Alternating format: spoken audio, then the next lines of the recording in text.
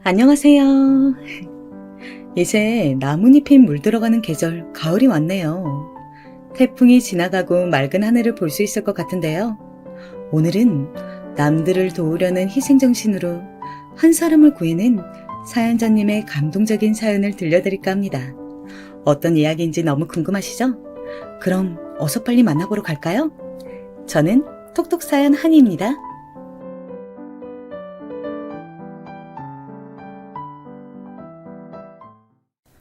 안녕하세요.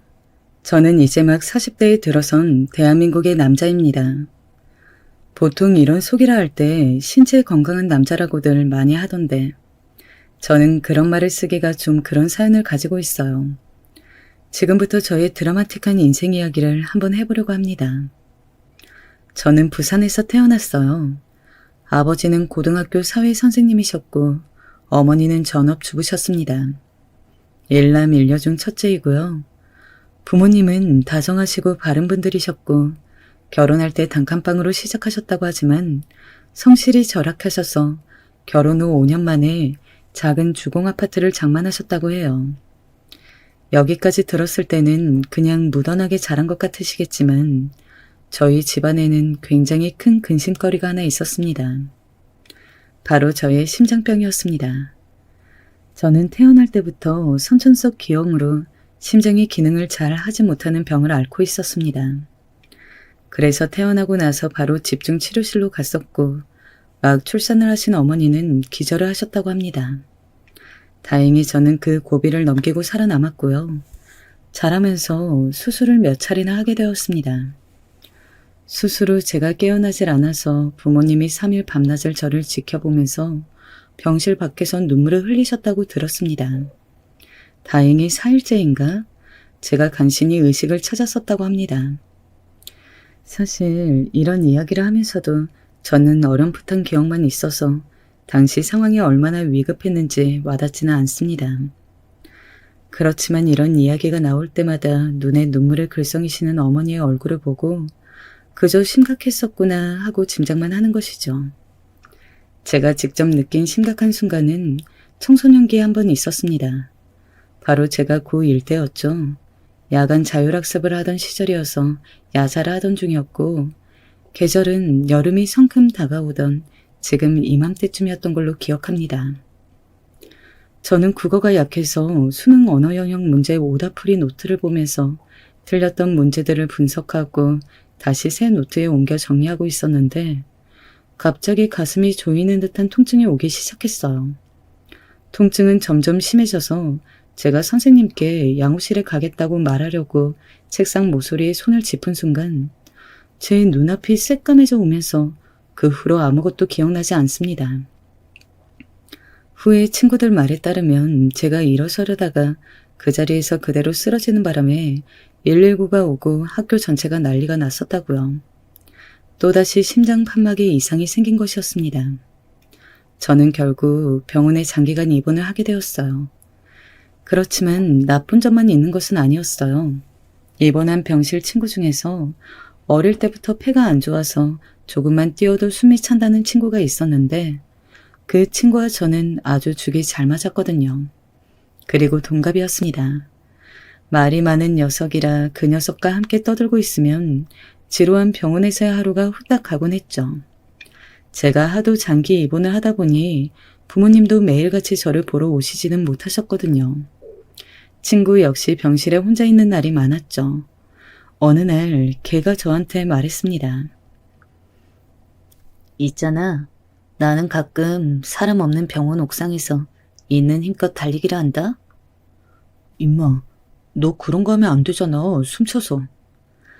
안 된다고 하는 거 해보면 더 재밌지 않냐?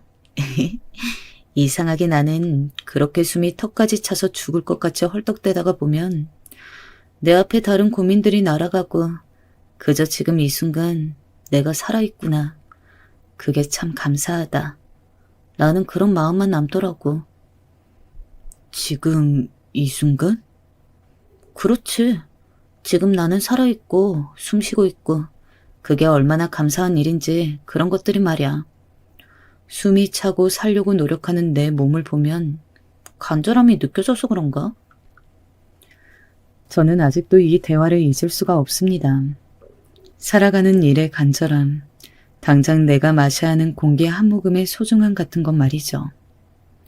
그 친구의 말이 어쩌면 그때 이후 제 좌우명이 되었던 것 같습니다. 살면서 힘든 순간이 참 많았는데 그때마다 큰 위로가 됐어요.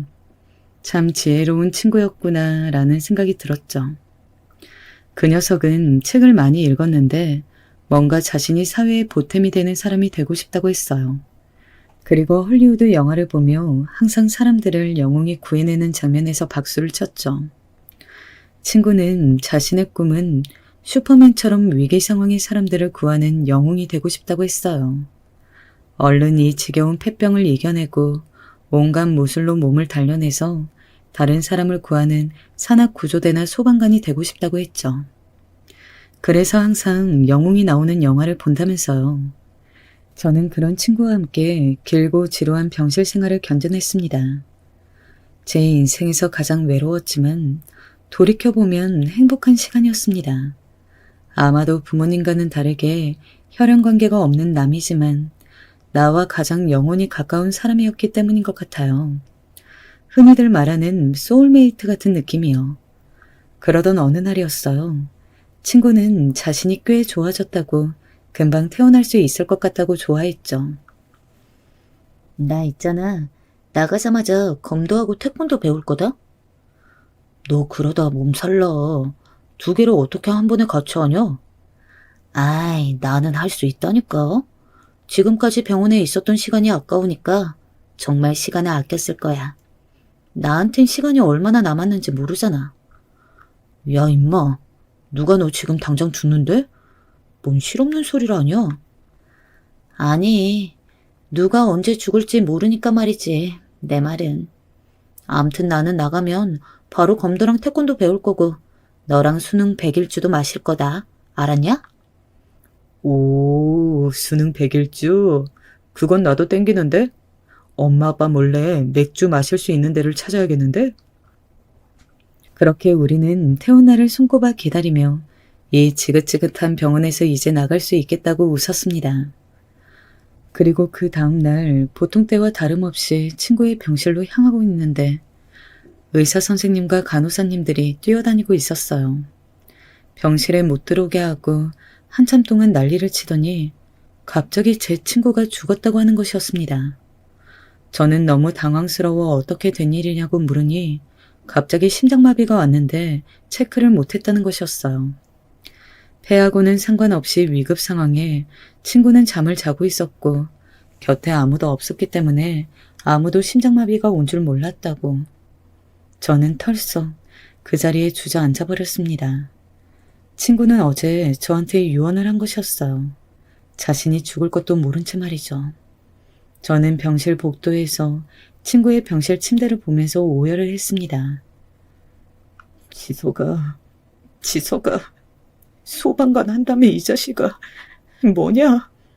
같이 맥주 마시기로 해놓고 약속도 안 지키는 자식. 너는 임마 내가 다시 만나면 진짜 죽여버릴 거야. 저기 준영 학생?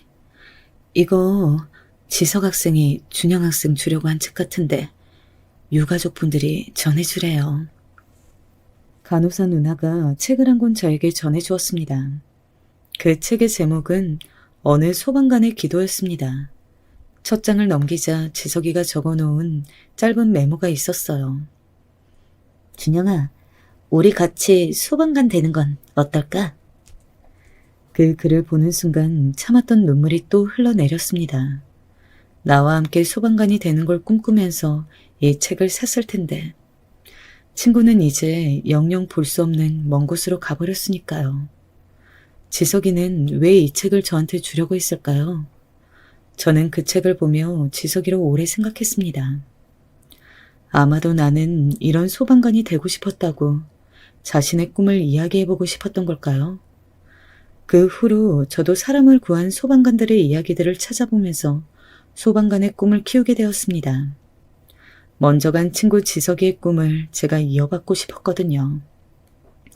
사람을 구하는 직업을 가지고 평생 살면서 지석이를 기억하고 싶었습니다. 그 후 3개월이 지나 저는 퇴원을 하게 되었습니다. 스스로 애호가 좋아 운동을 많이 해도 괜찮게 되었어요. 부모님도 제가 점점 건강해진다고 좋아했습니다. 저도 점점 건강해지는 내 몸이 신기하기도 하고 좋기도 했어요. 수술하고 오래 입원한 것 때문에 저는 20살까지 고등학교를 다녀야 했는데 저희 형이 1년 꿇었다더라, 많이 놀아서 사고를 쳤다더라 하는 괴소문에 시달려야 했습니다. 나중에는 웃으며 넘길 정도로 이골이 나서 그런 이야기를 수덕거릴 때면 괜히 힘센 척 공포 분위기 조성도 해보곤 했었죠. 물론 사정을 아는 친한 같은 반 아이들은 킥킥대면서 웃었지만요. 그래도 저는 씩씩하게 21살에 대학을 합격하고 대학생이 되었습니다. 아파서 좋은 점이라고 하면 군대를 가지 않아도 되는 점이었어요. 제 병 때문에 저는 면제를 받았거든요. 그래서 다른 친구들이 군대에 갔을 때 저는 그 시간을 영어 점수도 만들고 좀 더 스펙을 많이 쌓을 수 있었죠. 소방관을 꿈을 가지고 있었지만 저는 혹시 사람 일은 모른다는 생각에 소방학과를 지원하지 않고 경영학과를 지원했어요. 제가 소방관을 하려고 하니 엄마가 반대를 하셨거든요. 심장병 때문에 마음 졸이고 산 세월이 지금 생각해도 너무 고통스럽고 괴로웠는데 소방관을 하면 말 그대로 언제 죽을지 모르는 것 아니냐면서요. 부모님의 강한 만류로 저는 일단 경영학과를 가서 취업 준비를 하면서 회사를 갈지 아니면 소방관이 되는 시험을 칠지 결정하기로 했습니다. 저는 집에서 대학을 다니지 않고 타 지역에서 대학을 다녔기 때문에 대학 생활 내내 자취를 했습니다. 아무래도 자취생이다 보니 각종 아르바이트를 하게 되었죠. 처음에는 요령이 없어 몸쓰는 알바를 무식하게 했습니다. 치킨집 배달도 해보고 식당에서 산더미 같은 그릇을 설거지도 했죠. 그렇게 몸을 무리하게 쓰다 보니 삭신이 쑤시고 너무 몸이 안 좋아지는 기분이 들어서 저는 관공서나 학교에서 하는 아르바이트를 하게 되었습니다. 학교 도서관 사서일을 보조하는 아르바이트도 하고 또 관공사에서 인구조사원을 모집하는 데 지원을 했습니다. 인구조사라는 것이 돌아다니며 각 가구당 가족수 같은 것이 전입신고되어 있는 기록과 맞는지 확인하는 작업인데 이를 위해서 직접 집집마다 방문을 해서 이를 확인하는 조사원을 정기적으로 모집을 했거든요. 다행히 제가 채용이 되어 저는 인구조사 아르바이트를 하게 되었어요. 이 일은 말 그대로 발품을 파는 일이었어요. 집집마다 문을 두드리고 문을 열어주면 간단하게 인구조사원이라 소개하고 조사를 하면 되는데 문제는 문을 안 열어주는 집이 너무 많다는 것이었죠. 또 정부에서 나와서 하는 것인데 잡상인 취급을 한다거나 하는 그런 일들도 많았죠. 그래도 저는 최대한 안 빠뜨리려고 노력하면서 인구조사를 다녔습니다. 나름 잘 산다는 한 빌라촌에서 인구조사를 하던 때였습니다.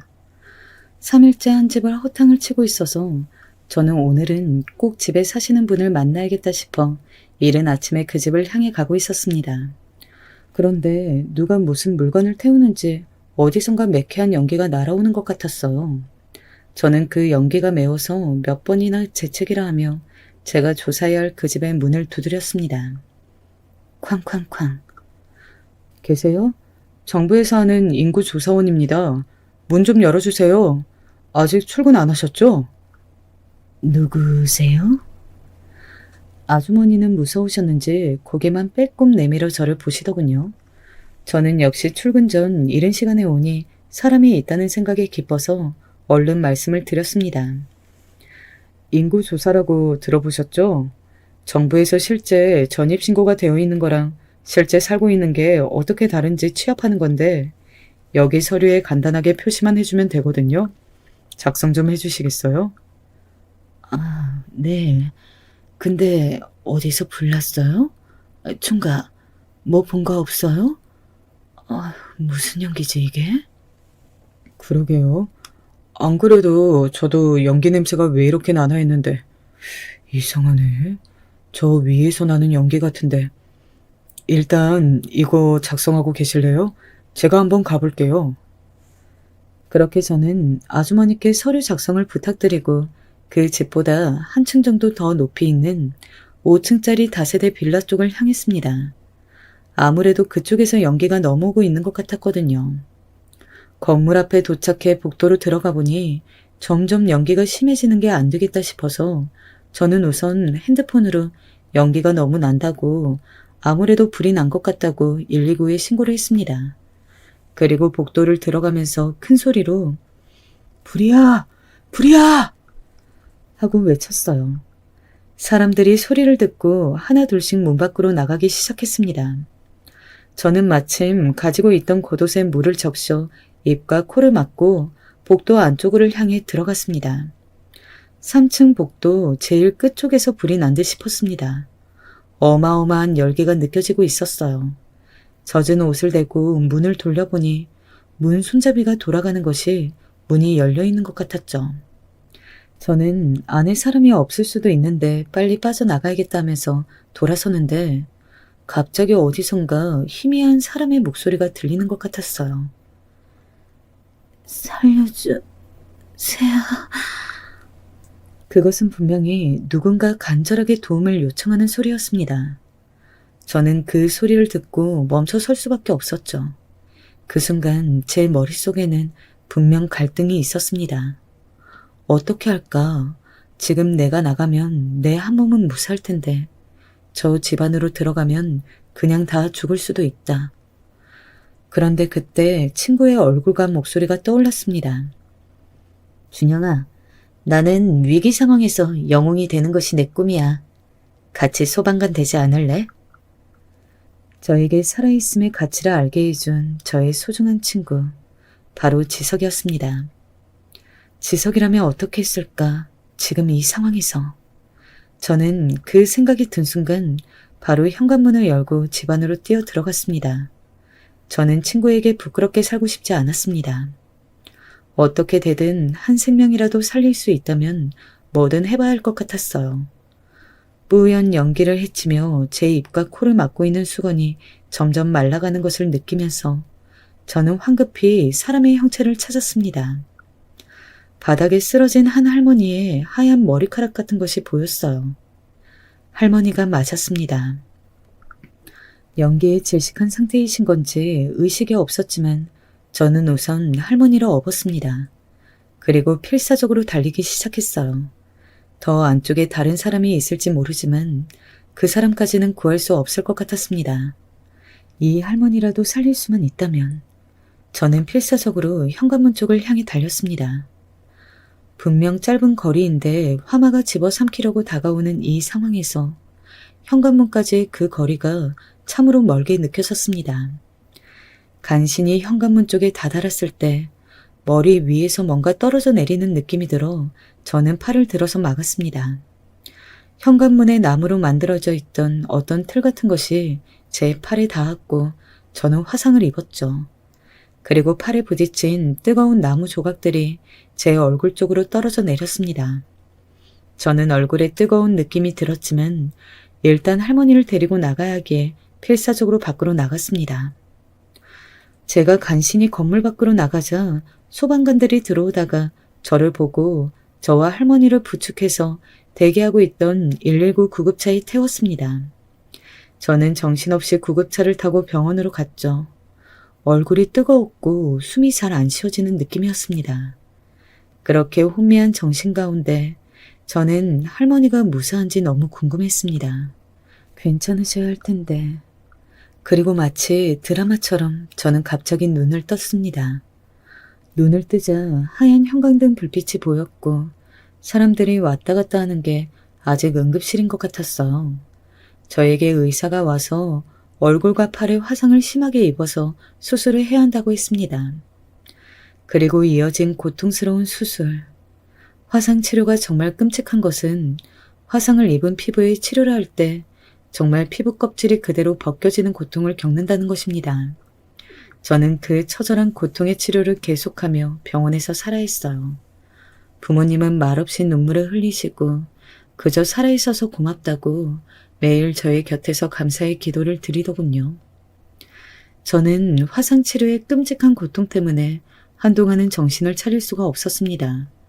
그러다가 간신히 정신이 들자 도대체 왜 화재가 났고 그 집 할머니는 어떻게 되었는지 너무 궁금하더군요. 뉴스를 찾아보니 빌라 화재가 기사로 나 있었습니다. 원인은 전기 제품의 누전인 것 같다고 하더군요. 그리고 다행인 것은 사망자가 없다는 것으로 보아 어쨌든 그 할머니도 목숨을 건지신 것 같았습니다. 저는 그 할머니는 괜찮으신지 당시 119 구급대원들에게도 물어봤지만 그들도 병원까지는 숨이 붙어 있으셨는데 그 후에 어떻게 되셨는지는 모르겠다고 했습니다.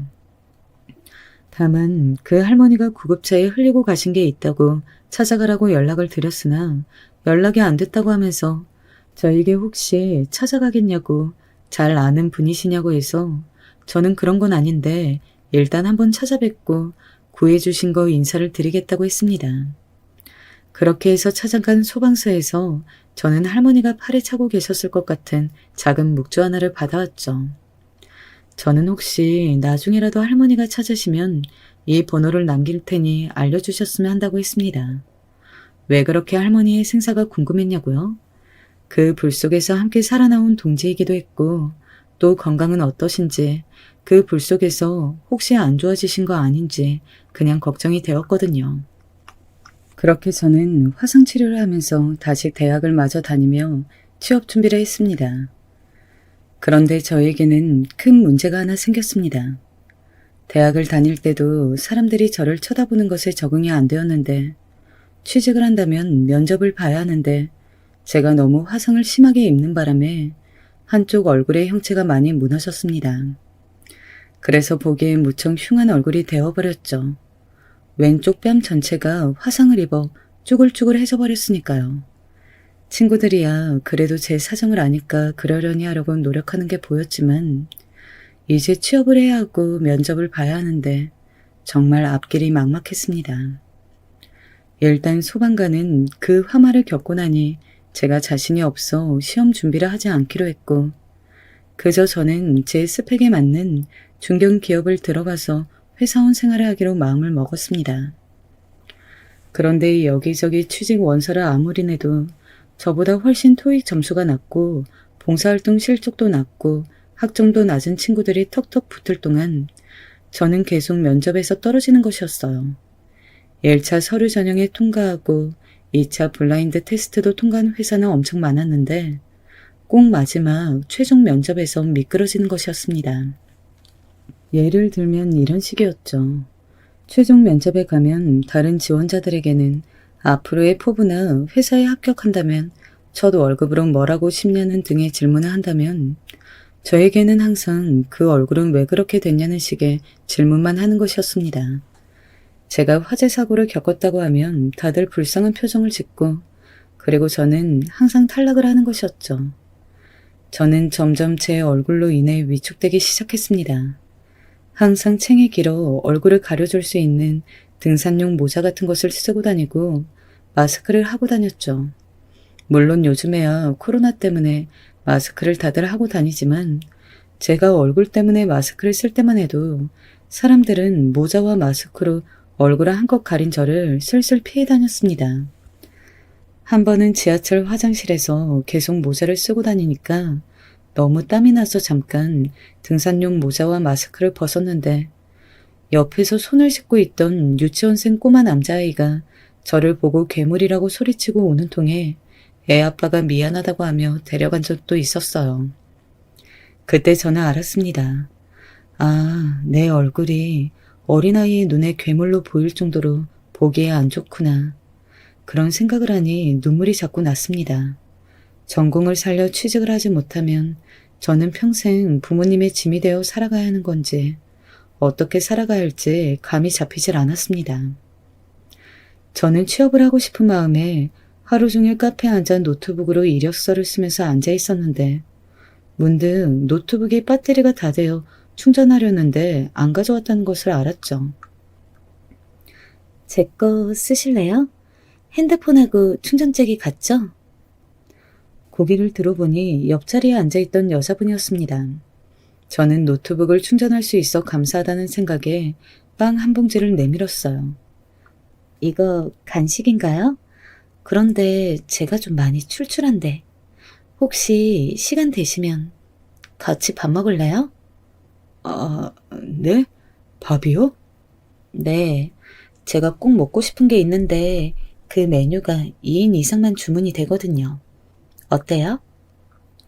저는 얼떨떨했지만 배가 고프기도 했고 그분과 그냥 헤어지는 게 아쉽기도 해서 식사를 하러 가게 되었습니다. 여자분이 먹고 싶었던 것은 고기였습니다. 우리는 같이 삼겹살을 먹으러 갔죠. 제가 가끔 가던 가게였는데 그 집은 칼집을 낸 숙성 삼겹살과 같이 먹는 김치 칼국수가 유명한 집이었습니다. 삼겹살 맛이 정말 기가 막히더군요. 김치 칼국수는 또 어찌나 칼칼하고 맛있던지. 그렇게 처음 본 여자와 맥주도 한 잔 시키고 이런저런 이야기를 나누다 보니 대학 때 소개팅하던 느낌도 나고 기분이 퍽 좋더군요. 그분은 작은 사업을 구상 중이라고 자신을 소개했어요. 서비스직에서 오래 일했다고만 했죠. 그러고 보니 인상이 상당히 미인인데다 호감 간다는 느낌이 있었어요. 미인이시고 이렇게 능력이 좋으니 인기 많으시겠다고 했더니 아니라며 그녀는 손사래를 치더군요. 저는 그 웃음이 순박해 보여 더 정이 갔습니다. 저는 그렇게 그녀를 마음에 품게 되었어요. 그녀는 사람은 마음이 중요하다며 제 얼굴에 대해서 전혀 신경도 쓰지 않았어요. 그 후 저는 일주일에 한 번 정도 그녀와 데이트를 했습니다. 소박하게 밥을 사 먹고 서로 고민을 이야기하는 등 특별하지 않고 평범해서 더 빛이 나는 그런 시간들이었죠. 그러다가 우리는 자연스럽게 사귀게 되었습니다. 제 처지가 얼굴에 흉터도 있고 취준생이라 조심스러웠지만 그분은 다 괜찮다고 이 나이쯤 되면 그런 거 신경 쓸 일도 없다며 제 마음을 편하게 배려해 주셨어요. 그녀는 저보다 5살 연상이라 제가 많이 의지할 수 있어 좋더군요. 그렇게 사랑을 쌓아가면서 저는 제 외모도 더 신경을 쓰게 되고 생활에 활력이 생겼습니다. 일하랴 데이트하랴 바쁘긴 했지만 그래도 행복했어요. 저는 얼굴을 다치고 나서는 아무도 만날 수 없을 거라 생각을 했거든요. 그런데 이런 상처까지 다 이해해주는 사람이 있다니 정말 감동이었습니다. 만난 지 6개월 정도 되었을 때 여자친구는 준비하고 있는 가게 자리를 보여주겠다면서 겸사겸사 데이트하자며 저를 비어있는 한 상가 자리로 데리고 갔어요. 여자친구는 이 자리에 고급 고깃집을 오픈할 거라며 저에게 고깃집에서 고기를 손질해 줄 사람이 필요하다고 말했어요. 지금부터 기술을 배워 그 일을 하면 누구에게 얼굴을 보이지 않아도 되고 고기 다루는 것도 기술이니까 함께 가게를 키워보는 것은 어떠냐고 말했죠. 가게 오픈에 드는 비용은 전부 자신이 부담할 수 있다고 그런 꿈같은 제안을 했습니다. 그리고 그런 말들 끝에 가장 중요한 말을 하더군요. 준영 씨, 제가 하는 말 오해하지 말고 들어줬으면 해요. 네, 말씀하세요. 저는 준영 씨가 처음 봤을 때부터 너무 좋았어요. 나이 들어서 이런 감정 너무 부끄럽고 웃기지만 진짜 너무 설레고 준영 씨가 좋아요.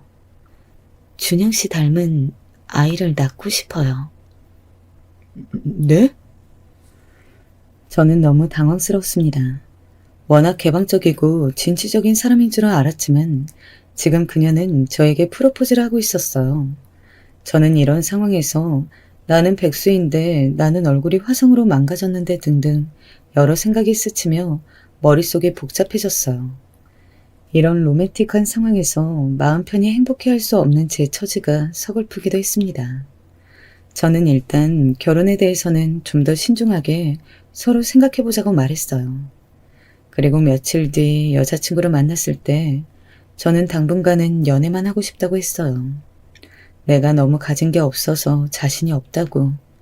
조금만 더 상황이 좋아지면 결혼은 서로 신중하게 생각해보자고. 여자친구는 미묘한 표정으로 제 말을 듣더니 하는 수 없다는 듯 자신이 좀 더 기다리겠다 하더군요. 그리고 오늘은 어쩐지 치킨에 맥주를 먹고 싶다면서 저에게 치킨 먹으러 가자고 조르는 것이었습니다. 그러고 보니 치킨을 먹은 지도 한참 된 것 같아서 동네에 치킨이 맛있기로 유명한 호프집에 가서 한참 신나게 대화를 나누고 있는데 여친이 급한 전화를 받더니 뭔가 문제가 생겼는지 짜증을 내는 거였어요. 아니, 부동산에서 도대체 하는 일이 뭐예요? 진작 말씀해 주셔야죠. 일단 제가 알아보고 다시 전화 드릴게요. 그러고는 전화를 끊더니 아무 말도 없이 긴 한숨을 내쉬면서 그저 맥주만 들이켰습니다. 저는 걱정이 되어 도대체 무슨 일이냐고 물어봤죠. 혹시 뭐 도울 일이 없냐는 말과 함께요. 한참을 말해야 할까 말까 망설이던 여친은 마침내 이야기를 시작했습니다. 저번에 봤던 그 가게 자리를 가계약금을 걸고 계약을 하는 걸로 다 이야기를 해두고 계약금은 며칠 뒤에 주겠다고 했는데 상가를 넘기기로 한 사람이 알겠다고 하고서는 다른 데서 계약금을 바로 보낸다고 하니까 그냥 우리랑 가계약한 걸 없던 일로 하고 그쪽하고 계약을 하고 싶다고 했다는 겁니다. 그걸 부동산에서 제대로 전달을 못해서 지금 당장 계약금을 보내야 되게 생겼다고 말이죠. 그러면서 넌지시 저에게 돈이 혹시 없냐고 묻는 것이었어요. 저는 갑자기 돈 이야기가 나와서 당황했지만 이 사람이 그동안 나에게 보인 마음이 있는데 어떻게든 도와주고 싶어서 제가 가지고 있는 전 재산이 1,000만 원이라고 말했습니다. 여자친구는 일단 며칠 뒤에 바로 돈을 줄 테니 그걸 융통해달라고 했어요. 그래서 저는 인터넷 뱅킹으로 여자친구에게 1,000만 원을 이체해 주었죠. 여자친구는 고맙다고 당장 내일 일 처리를 해야겠다면서 몇 번이고 나에게 고맙다고 했어요. 다시 계약금 주고 잘 마무리한 후에 연락을 주겠다면서요. 그런데 그 후로 여자친구는 연락이 전혀 되질 않았습니다. 여보세요? 지금 거신 전화는 수신이 금지된 전화로. 저는 몇 번이고 마음속에 스멀스멀 올라오는 불안감을 잊어보려 애를 썼어요. 설마 아니겠지. 내 돈을 가지고 도망간 것은 아니겠지. 그러나 연락이 안 되는 날이 길어질수록 저의 불안감은 커져만 갔습니다.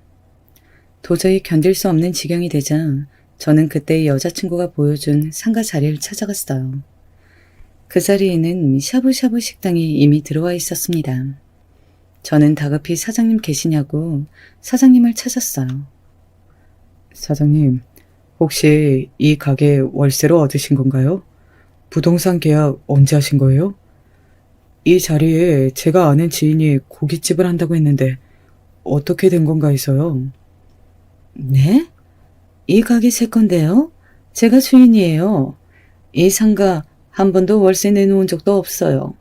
샤브샤브 가게 하려고 몇 달 비워두긴 했는데 이상하네요. 저는 전혀 모르는 일인데요. 고깃집? 이럴 수가. 사장님은 전혀 모르는 일이라는 듯 말씀하시는 것이었습니다. 저는 머리가 너무 아파왔어요. 그렇다면 제가 사기를 당한 걸까요? 도저히 그녀가 저에게 했던 달콤한 말들과 결혼에 대한 이야기들이 거짓이라고 받아들일 수가 없었습니다. 그런 상태로 저는 몇 달이라는 시간을 마음의 상처와 허무함을 안고 지냈습니다. 도무지 사람이라는 존재를 믿을 수가 없더군요. 저를 온통 뒤흔들어 놓고 사라진 그 여자는 도대체 어떤 사람이었는지 밤마다 악몽을 꾸고 하루는 그녀가 그리웠다가 하루는 밉다가 도저히 정신을 차릴 수가 없었습니다. 그런데 어느 날 경찰서에서 전화가 왔습니다. 여보세요? 여기 서울 땡땡 경찰서인데요. 혹시 김혜영 씨를 아시나요? 김혜영. 여자친구 이름이었어요. 제가 한때 사귀었던 사이라고 하자 전화를 하신 형사분은 당황하는 듯 하더니 저에게 꼬치꼬치 캐물으시더군요. 우연히 카페에서 만났고 6개월 정도 데이트를 했으며 빌려준 돈은 1,000만 원이라고 하자 형사님은 그래도 많은 돈을 사기당하진 않으셔서 정말 다행이라고 하더군요. 그 돈이 제 전 재산인 건 알고 하시는 말씀인지. 형사님 말에 따르면 로맨스 스캠이라고, 그런 수법의 일종이라고, 남자들에게 접근해서 결혼하자고 달콤한 말을 하고 돈을 잠시 융통해달라고 사기를 친다는 거였어요. 제가 알고 있는 김혜영이라는 이름도 가명이고 그 사람은 사업을 하는 사람이 아니고 그저 과거에 단란주점에서 일한 적이 있는 꽃뱀이라고 하더군요. 중요한 사건에 연루되어 있어 경찰이 쫓던 차에 전화번호 통화 목록을 입수해 저에게 연락하신 거라고요. 저처럼 그녀에게 돈을 빌려주거나 그럴 뻔한 남자들이 10명이 넘는다면서 조심하라고 당부를 남기고 전화를 끊으셨습니다. 그 후로 저는 한동안 칩거려했습니다. 더 이상 세상을 살아갈 용기가 없어졌다고나 할까요? 근근히 해오던 알바 일도 전혀 하지 않고 그저 어떻게 하면 안 아프게 죽을 수 있을까 그 궁리만 하면서 하루하루 폐인처럼 살았습니다. 물론 사기를 당한 제가 몰랐고 많이 어리석었죠. 네, 차마 부모님께는 사기를 당했다고 말할 수가 없었어요. 그래서 그냥 혼자서 계속 소주를 사서 매일 한 병씩을 마시기 시작했습니다.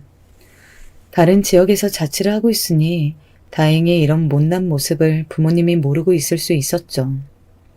어느 순간부터인가 저는 집 밖으로 나가지 않았어요. 음식은 라면을 먹거나 시켜 먹는 것으로 해결했고 며칠째 씻지 않아 몸에서 냄새가 나도 개의치 않았습니다. 그리고 아무 의욕 없이 누워서 미국 드라마나 영화를 보면서 시간을 보냈어요. 가끔 게임을 하기도 했죠. 그렇게 하루 종일 놀다가 밤인지 낮인지 모른 상태로 그냥 잠이 들었어요.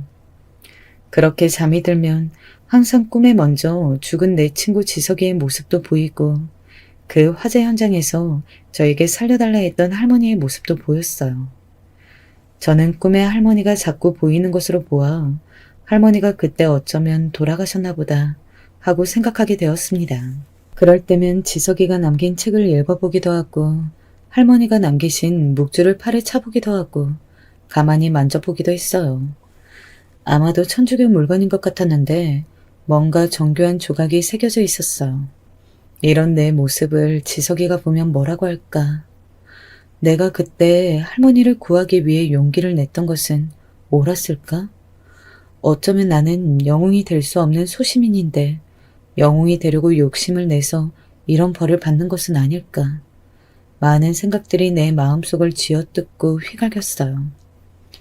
지석이나 할머니 꿈을 꾸고 나면 잠을 푹 못 자서인지 머리가 아팠어요. 그래서 저는 최대한 생각을 하지 않고 최대한 돈을 쓰지 않은 채 그저 숨만 쉬고 지내기로 했죠. 그렇게 3년이라는 시간이 흘렀습니다.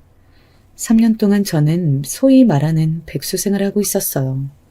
취업 준비를 열심히 해도 어차피 떨어진다는 것을 알고 있어서 의욕도 나질 않았고 사기까지 당해버리니 그냥 이대로 솔직히 말하면 숨이 끊어져 버렸으면 했던 것도 같아요. 그렇다고 내가 스스로 죽기에는 그럴 용기도 없고 그러던 어느 날이었습니다. 종각, 좀 나와봐요. 종각, 안에 있는 거 다 아니까 좀 나와. 손님 오셨어. 몇 시일까? 시간도 모른 채로 암막 커튼을 친 어두운 방 안에서 문득 문을 두드리는 소리에 잠이 깨었습니다. 부스스한 머리를 긁으며 소리를 무시해보려고 했지만 그럴수록 소리는 더 시끄럽게 들려왔어요. 저는 귀찮았지만 문을 열어보았습니다. 한 일주일 만에 열린 현관문이었죠. 갑자기 밝은 햇빛이 몰려와 눈이 아팠어요. 저는 오른손을 들어 눈을 가린 채로 집주인 아주머니의 얼굴에 눈에 초점을 맞추려고 애를 썼습니다. 간신히 눈이 좀 보이기 시작하자 익숙한 집주인 아주머니의 뒤에 어떤 양복을 말쑥하게 입은 젊은 남자가 보였어요. 안녕하세요, 최준영 씨. 저희 땡땡 회사에서 나왔습니다. 몇 년 전에 저희 회사 이력서 넣으셨죠? 네?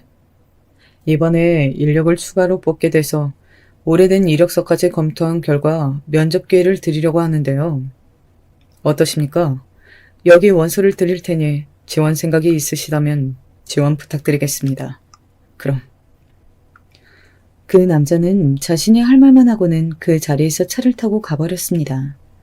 저는 멍하니 그 사람이 나에게 주고 간 서류 봉투를 바라보다가 문을 닫고 집으로 들어왔습니다.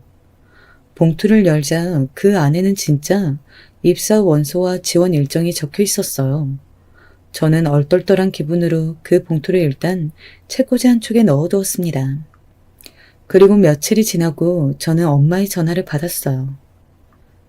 여보세요? 우리 아들 잘 지내고 있어? 밥은 잘 먹고 있는 거지?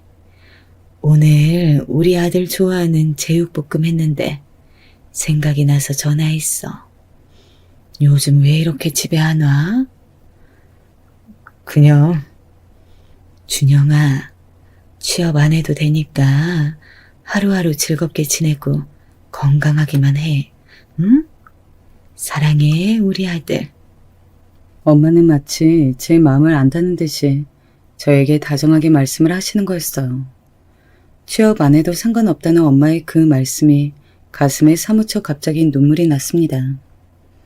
엄마의 사랑이 너무도 위대하고 크다는 생각이 들었어요. 저는 전화를 끊고 일어나 가슴을 부여잡고 꺽꺽대며 울었어요. 다른 사람을 구한다고 설치다가 흉측한 얼굴을 갖게 된다. 이런 나에게 손을 내밀어준다고 느낀 여자에게 돈을 뜯긴 나. 이런 저의 처지가 한심하고 또 한심해서 죽고만 싶었는데 저에게는 아직도 지켜야 할 세상에서 가장 소중한 것이 있었어요. 바로 저의 가족, 엄마와 아빠였죠. 저는 책꽂이에 있던 원서를 꺼내서 한자 한자 정성껏 작성하기 시작했습니다. 그리고 취업 준비 때문에 아울렛 매장에서 사두었던 꾸깃한 양복을 오랜만에 분무기에 꺼내어 다리기 시작했어요. 옷을 다리면서 다짐했어요. 마지막으로 한 번만 더 최선을 다해 면접을 보자고. 내가 할 수 있는 모든 노력을 다해서 내가 어떤 인재인지 보여주자고. 저는 어느새 저의 부적이 된 할머니의 묵주를 꼭 쥐고 제 결심을 다졌습니다. 그리고 대망의 면접날이 다가왔습니다. 저는 저보다 3-4살 어려 보이는 친구들 사이에서 얼굴에 화상 자국을 가리려고 화장품을 발라 이상한 모습으로 양복을 입고 면접을 봤어요. 주머니에는 할머니의 묵주가 들어있었죠. 이상하게 서류 전형은 필요 없으니 저에게는 면접만 보라고 해서 저는 최종 면접으로 바로 가게 되었습니다. 저의 모습을 보고 다른 지원자들이 쑥덕거린 것 같았지만 아무래도 괜찮았어요. 어차피 다시 볼 사람들도 아니고 저는 제 면접에만 집중할 생각이었습니다. 드디어 제 차례가 되어서 저는 면접을 보기 위해 몇 명의 지원자들과 함께 방으로 들어갔어요.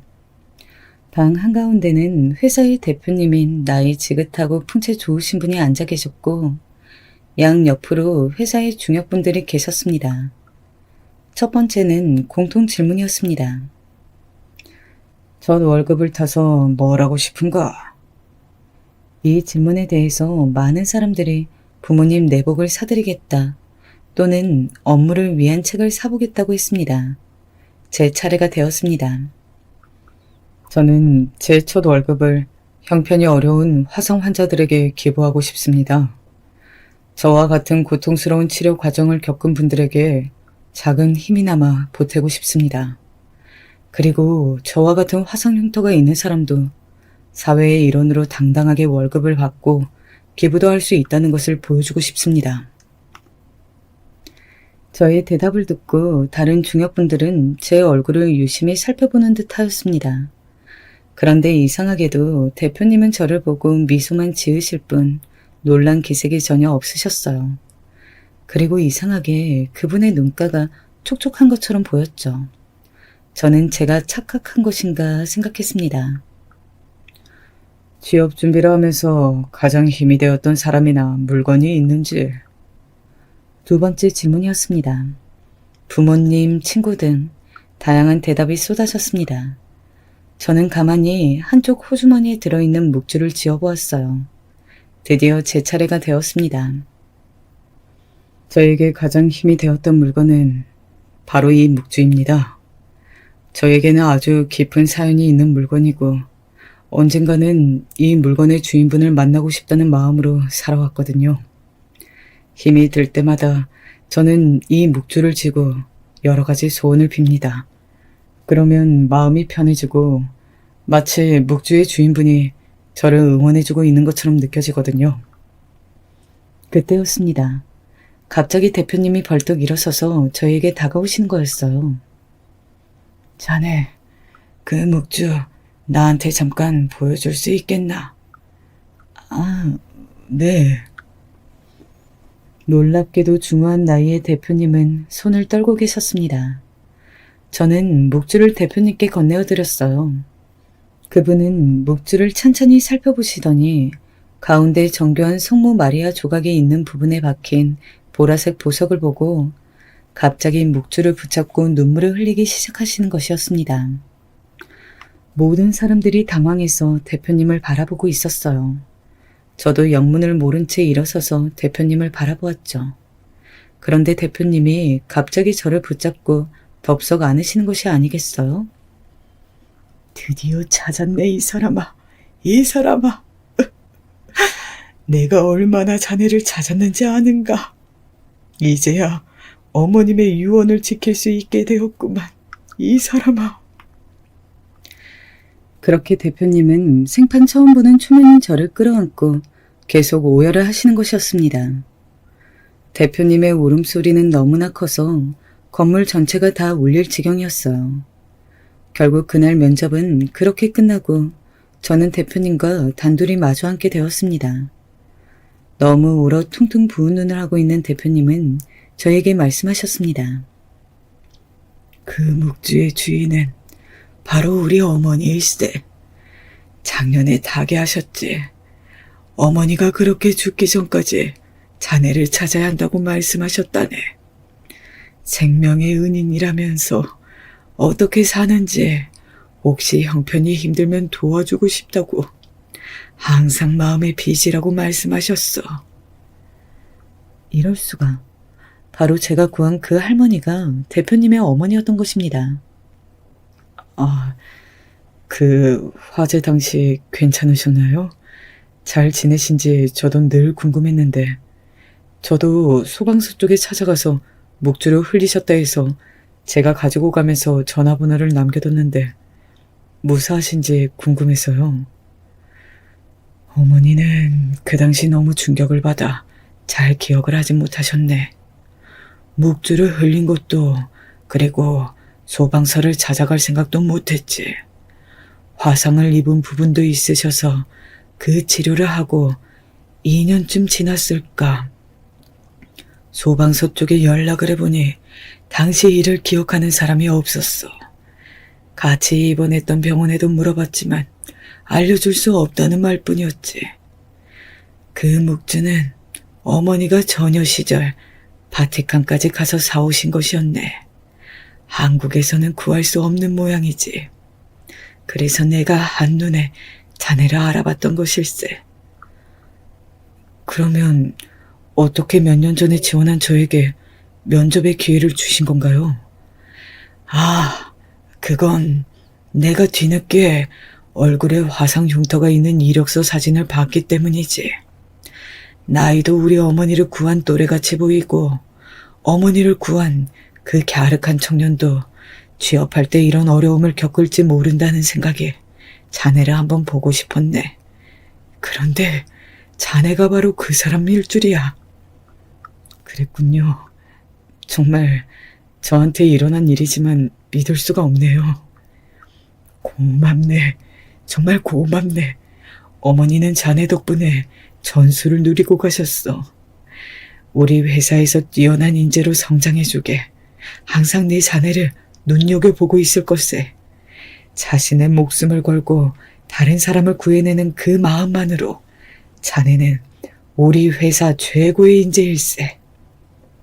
대표님은 그렇게 저에게 고액의 연봉과 파격적인 대우를 해주셨고 저는 그렇게 회사에서 제 능력을 펼칠 수 있게 되었습니다. 그리고 저는 과거의 아픔과 상처를 딛고 하루하루 성실하게 회사 생활에 매진하며 살아가고 있습니다. 저의 인생 이야기 어떠셨나요? 제가 오늘 드리고 싶은 말씀은 인생은 그 어떤 드라마보다도 더 우연과 필연이 겹치는 극적인 것이고 또 그 안에서 항상 바른 마음을 가지고 살아간다면 반드시 언젠가는 어둠이 걷히고 빛이 보인다는 것입니다. 지금까지 제 이야기 들어주셔서 감사합니다. 모두 행복한 하루 보내세요.